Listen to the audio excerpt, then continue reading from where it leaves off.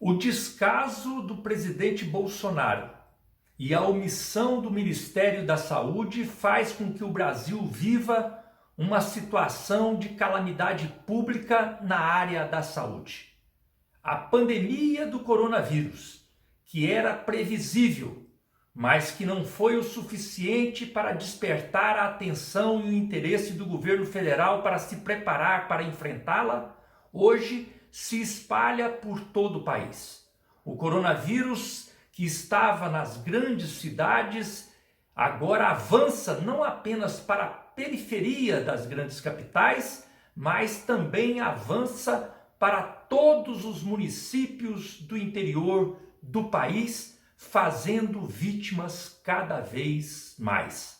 São mais de 1.500.000 casos de pessoas contaminadas.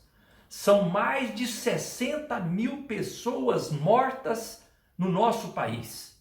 E o que é mais grave, a situação aponta para uma maior gravidade, porque a pandemia não está sob controle. Pelo contrário, o governo, pelo seu menosprezo, pela falta de iniciativa, por não ter garantido as UTIs, por não ter garantido os respiradores, por não ter garantido os equipamentos de proteção individual para os trabalhadores da saúde. E o que é mais grave, não ter garantido os testes necessários para a população vulnerável, não tem como organizar uma estratégia de controle da pandemia. Precisaria ter os testes.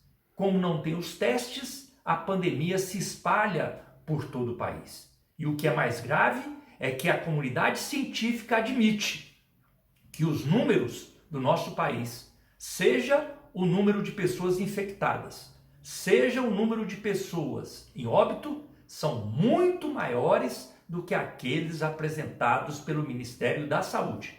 Aponta-se cerca de 10 vezes mais casos de coronavírus no nosso país do que aquilo que hoje está notificado. E por que isso? Porque não existe o teste.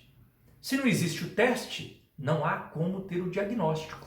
Se não tem o diagnóstico do coronavírus, é claro, ele não entra lá na prestação de contas, na tabela, na planilha apresentada pela Secretaria Municipal, pela Secretaria Estadual, pelo Ministério da Saúde. E é essa situação grave que nós estamos vivendo. E aí nós somos obrigados ainda a conviver com autoridades do governo federal, vir a público dar entrevista e dizer que está sob controle, porque a situação está estável. Olha que absurdo!